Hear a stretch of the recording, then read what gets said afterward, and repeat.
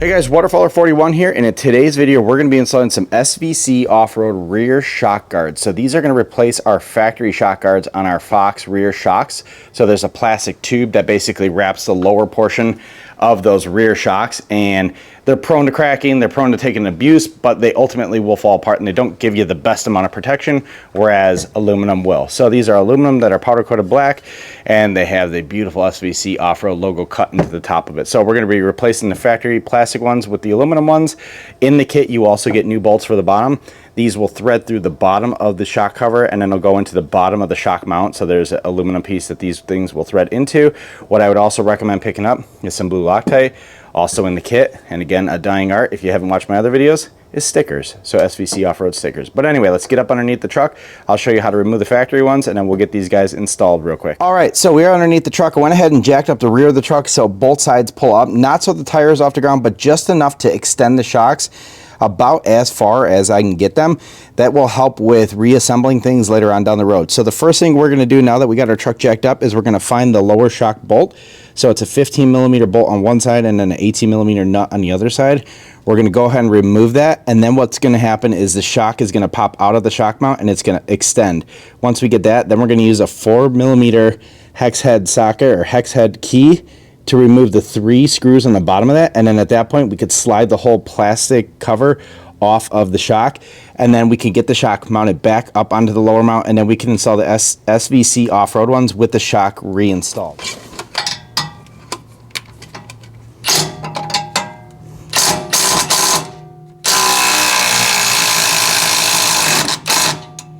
All right, so I have the lower shock bolt loosened up. It's just the bolt in there now. The nut's completely off. I don't know what I did with that. I put it somewhere right here.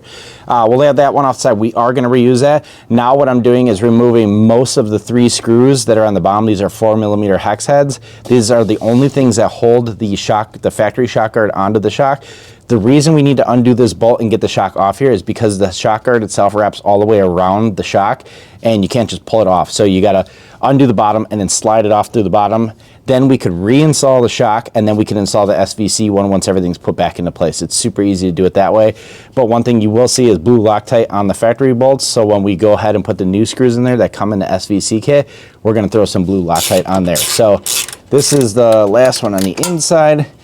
I have the front one off, and then I'm going to go ahead and do the one on the inside of the wheel well, or inside of the wheel. All right, so I got all 3 screws off here. I went ahead and did them before I undid this just to kind of show you what you're looking at. So once you pull this up, you can see it's all solid on the back here, so you can't just pull it off. So we undid that. Now I could grab the shock here, and then I'm going to just basically lightly tap this guy, get this bolt out, and then you'll see the shock extend. Once it extends, then we could take this, slide it down to the bottom, out through the back of the vehicle. Then what we'll do is we'll use another car jack I have to jack the bottom of the shock back up into place, put the bolt through there, and then we can install the SVC stuff, and then it's smooth sailed, just tightening everything up. All right, so here's the naked shock without the cover on it anymore. You could see it extended probably about 2.5 inches here. So this is really hard to manually push up. I know some shocks you can.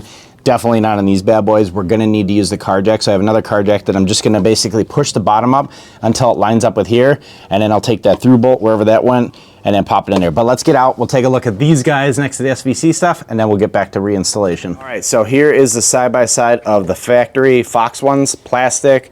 They do wrap all the way around, which is nice, but again, plastic's not going to take a beating as well as metal is going to be.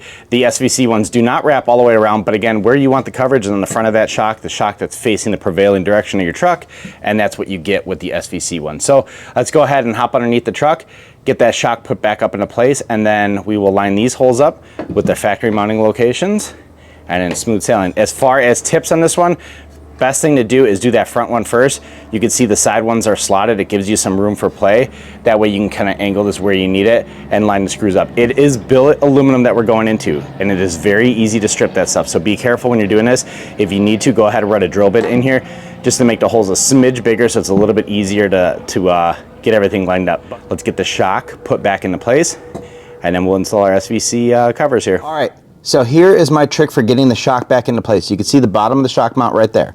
I have a microfiber on top of my car jack, and what I'm going to do is basically slowly push that guy up while pulling on the shock. That way it doesn't get pushed into the lower mount, and that will get it up high enough. And then I'm going to take the lower shock bolt, wherever the, God, I keep misplacing everything. Anyway, I'm gonna take the lower shock bolt, and then once that guy gets close enough, quickly try to pop that into place once it's lined up, because it's really hard to hold it in place. But again, I'm just using a car jack underneath. I just shortened the handle so I could jack it up from underneath the truck, and that's going to push that shock up into place.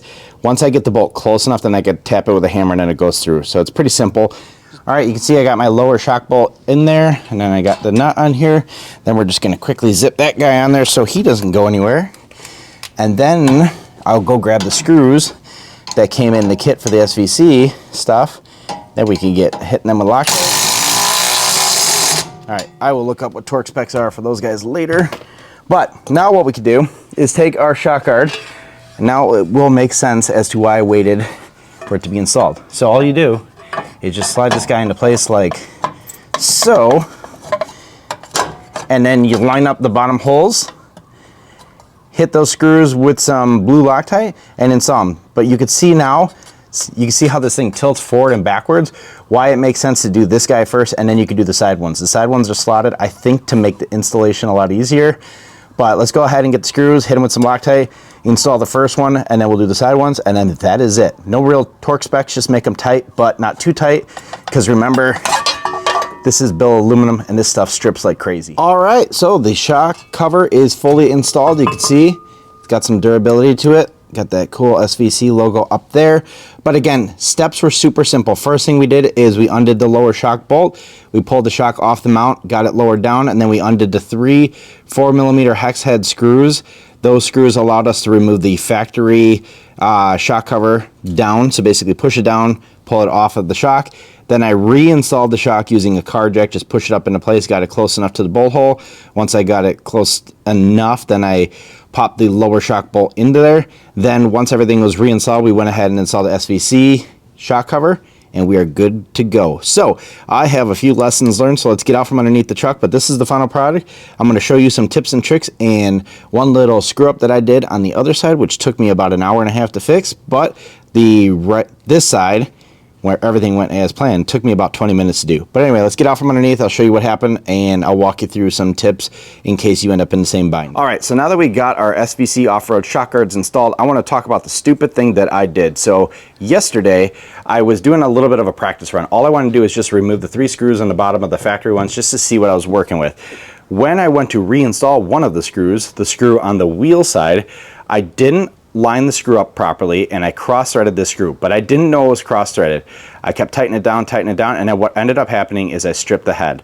So once I was able to get this guy off with some vice grips, I knew today when I went to install the SVC ones, I'd have a little bit of homework to do before even getting this guy in there. So here's how I solved that issue. So first of all, I didn't reuse any of these. You can see it's pretty chewed up on the outside. What I did is I bought a 1/4 28 bolt with a hex head on it, so it's easier to get a lot of torque on there, and I don't have to worry about stripping the hex head here or the Allen key head here. And then what I did is I chased the threads with a 1/4 28 tap. So I went ahead and bought one of these from the hardware store. I just ran this in the hole and out on the lower shock mount just to restore those threads. Then I used this bolt, I just chased it, threw some WD-40 on there, and just kind of tightened it, pulled it out, tightened it, pulled it out.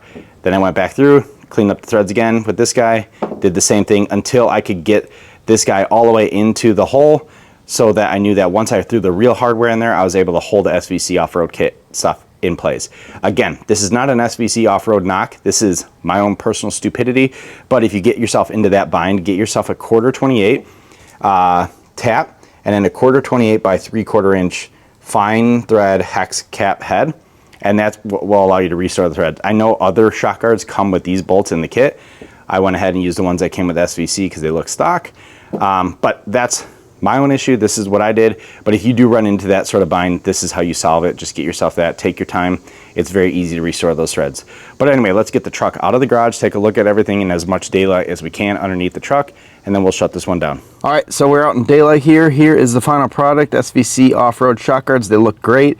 Very easy to install so long as you don't strip that bottom hole for one of those 3 screws there. So anyway, they're not structural things, so I probably could have lived with 2 of the 3, but I wanted to make sure I had all 3 screws. So chase the threads and fix everything. But again, don't be me, don't cross thread things.